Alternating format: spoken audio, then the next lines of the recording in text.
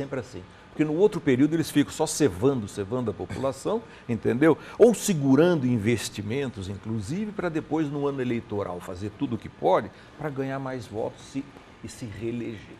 Isso como você falou, correndo atrás para ser o pai da criança, sua mãe da criança. Então é um absurdo isso aí. É um absurdo assim que não tem o menor sentido. Se você me perguntar em detalhes o porquê do aeroporto, eu não sei dizer.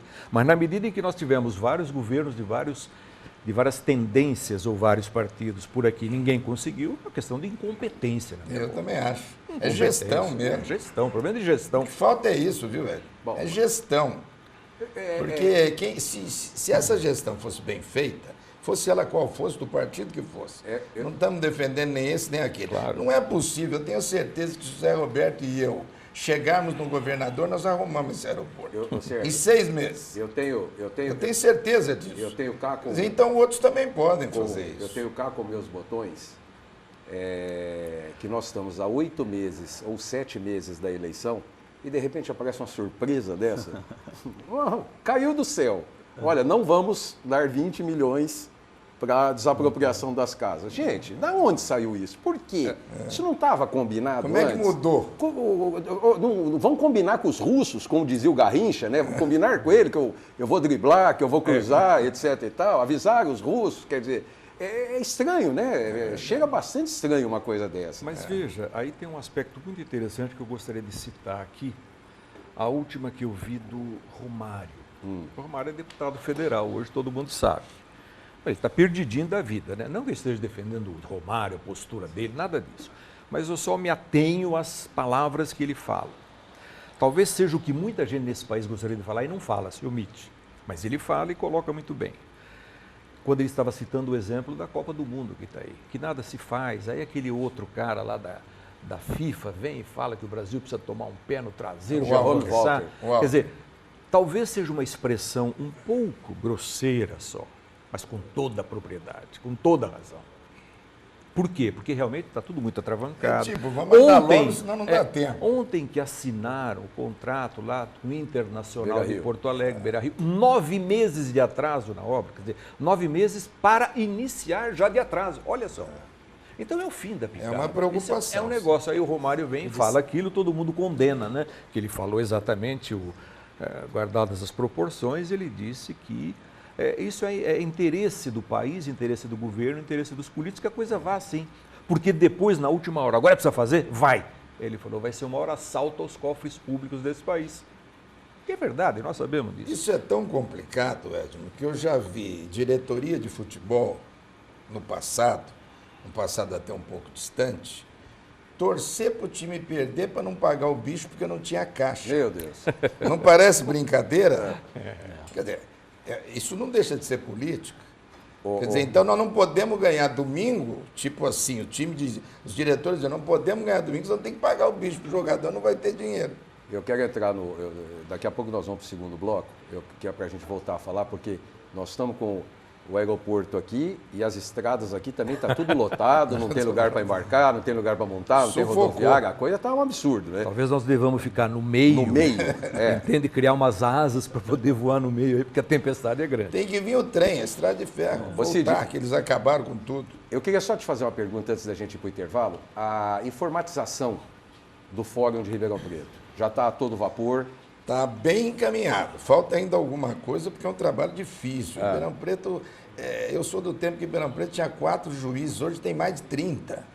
Mas por que Ribeirão Preto é uma cidade atrasada nesse quesito, se tantas outras cidades... Essa foi uma pergunta que todo mundo fez. Já tinha muita cidade totalmente informatizada e Ribeirão ainda não. Mas agora está, já foi feito o trabalho. Hoje nós, advogados, podemos acessar facilmente o Tribunal de Justiça, ver andamento de processo, nomes e tudo mais. Está caminhando bem. Eu tenho a impressão que no máximo até o fim do ano está totalmente completo. Né? Ô Zé, mas essa parte, concluindo o aeroporto, indo para as estradas, as estradas também estão uma coisinha, um caos, quer dizer, o número de carros que vem sendo colocado no mercado, e eu estava dizendo para o Sérgio, graças a Deus, né, o pessoal podendo comer, podendo ter casa, podendo ter carro, coisa que era luxo, né, há alguns anos atrás, né, mas sem estrutura para tudo isso. O problema da linha férrea, o que você acha também, Zé? Olha, eu não sei. O Você problema não da tem linha como férrea... voltar? Não, eu acho que hoje, dado o investimento que é necessário fazer em linha férrea, eu acho que seria quase que humanamente impossível para o Brasil, porque a malha nossa é ínfima. Não, é zero. É zero, porque o que existe é zero. completamente ultrapassado. E o que tinha tiraram. também. Exato, e o que tinha tiraram. Então, para você fazer isso hoje, esse investimento, eu acho que seria uma coisa astronômica, de tal maneira, basta ver a linha que querem fazer de Campinas, São Paulo, Rio, o orçamento daquilo, nesse trechinho. Imagina um país com essa dimensão, como é que seria? Não, mas aí, Acho um a- pouco mas difícil. aí é o A tal do Europa trem-bala. se desafoga com isso. Porque Os ela trens vem lá- fazendo desde que o mundo é mundo, né? Ela vem fazendo. Mas nós podemos falar de uma situação um pouco mais barata, que é o trem de carga. Quer dizer, porque você vai tirar X caminhões de Tira estrada, caminhões da estrada. uma série de coisas. Mas você chega lá nos portos, os portos também estão uma loucura, né, Sérgio? E entra o lado político novamente, porque o pessoal que tem caminhão de carga vai apertar. Não, mas e agora? E a gente? Sempre foi esse esquema, agora muda de repente. Então Nós não podemos deixar aqui a impressão de que É o fim do mundo. é o caos total. Não, Não é não. bem assim. É O mundo importante- não vai acabar em não 2012. vai acabar. Não e nem tem. vai deixar de ter carro, nem rodovia, nem nada. Exatamente. Mas é muito importante a gente lembrar de um detalhe. Pelas coisas que vocês colocam, eu infiro o seguinte: de repente o povo está aí tendo acesso a carro, isso, aquilo, não sei o quê, mas não tem estrada, não tem. É aquela história. O Brasil é um país interessante, porque ele funciona da seguinte maneira: o Brasil dá 2 passos para frente e 1 para trás, 2 para frente e 1 para trás. Ele está crescendo. Ocorre que esse retrocesso do 1 para trás custa muito caro para a nação.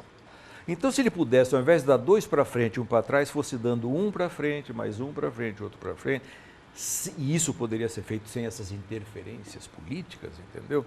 Eu acho que seria muito mais correto do que isso, porque nada mais estou dizendo do que 2 para frente, 1 para trás, assim, na eleição, gasta uma fortuna, depois para tudo, aí deteriora, a estrada fica esburacada e não sei o quê. Blá, blá, blá. Então, quer dizer, esse aspecto é de extrema importância para a pessoa analisar, porque é um país tocado única e exclusivamente por interesses políticos. E por que não fazem mais coisas? A nossa máquina custa demais e ninguém quer abrir mão dela. pesado. Se nós podemos entrar aqui na questão de dívida pública interna, que ninguém fala, o governo só fala de dívida externa, é uma questão interessante. Eu vou chamar o intervalo Aham. e eu vou voltar em cima disso aí, Ok. do custo da nossa máquina pública. Daqui a pouquinho a gente volta.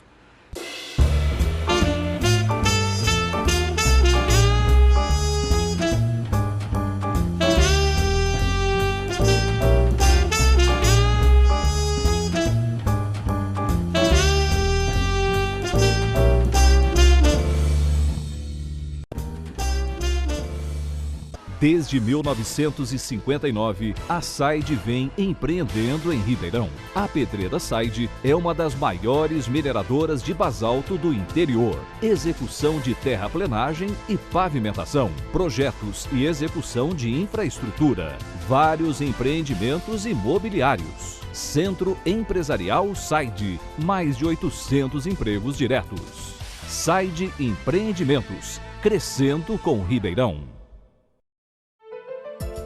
A Macrolux Decor traz uma nova e versátil opção para você montar sua casa ou escritório de acordo com seu espaço, necessidade e estilo. Conheça a linha EvoluKit, com móveis modulares, práticos e modernos. A Macrolux Decor também conta com completa linha de iluminação, poltronas e cadeiras para compor ambientes charmosos e aconchegantes. Venha conferir as novidades. Avenida Maurílio Biagi, 410. Fone 3916-4121. Macrolux Decor, seu espaço diferente. Agora você junta a fome com a vontade de beber. Novo Pinguim Grill no Shopping Santa Úrsula. Todos os cortes especiais de carnes do Barbacoa e o chopp do Pinguim num só lugar. Chopp do Pinguim. E as carnes do Barbacoa no mesmo lugar. Imperdível. Investe em um terreno, um apartamento ou poupança? Experimente viver sempre bem informado. Agora sim. O que tá rolando hoje na cidade, hein? Experimente viver sempre bem informado. Beleza. Será que meu time vai jogar hoje? Experimente viver sempre bem informado. Olha só. O jogo é amanhã. Assine o Jornal A Cidade por apenas R$ 38,90 mensais e receba diariamente a melhor informação. Jornal A Cidade, seu jornal, sua cidade. Seu dia acaba de ficar mais gostoso. Mirante Café, um ambiente aconchegante com cardápio completo para o seu happy hour. Cafés especiais, porções, panines, sobremesas e um delicioso chopp. E o melhor, uma vista espetacular. Junte os amigos e venha conhecer. Mirante Café, Rua Rafael Pilege 62, esquina com a Avenida Santa Luzia, próximo ao novo Parque Roberto de Melo Genaro. Mirante Café. Estamos de volta com o nosso Aberto para Balanço, hoje recebendo Dr. Cid Viludo Salvador, Dr. Zé Roberto Carvalho, Sérgio Trindade, jornalista da IPTV. Meus convidados aqui recebem de presente um jantar no Pinguim Grill do Shopping Santa Úrsula, a convite do Paulo, para experimentar ou